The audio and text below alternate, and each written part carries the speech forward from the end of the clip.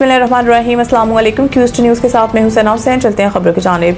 ज़िला कर्क तहसील तख्त नुसरती से मौलाना खान मलूक की रिपोर्ट के मुताबिक ज़िला कर्क जतान बांडा FC के नायब सूबेदार वाजिद रहमान वल्द अमीर अब्दुर्रहमान हवारिज के बज़दलाना हमले में जंडोला चेक पोस्ट पर जाम शहादत नोश कर गए।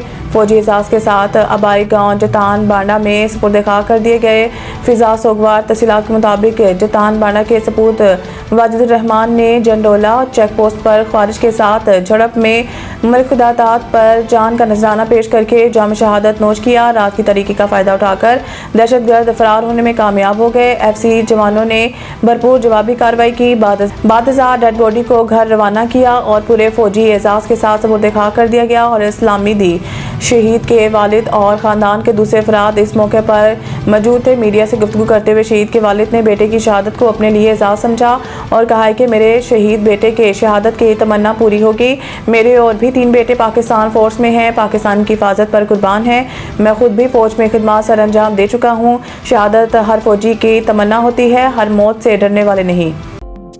सईद इंटरनेशनल हस्पताल, मेयारी इलाज, जदीद सहूलियात और बेहतरीन निगहदाश्त सब एक ही जगह। Saeed international hospital, modern, affordable, compassionate health care in the heart of G11 Islamabad. 0331 111 0675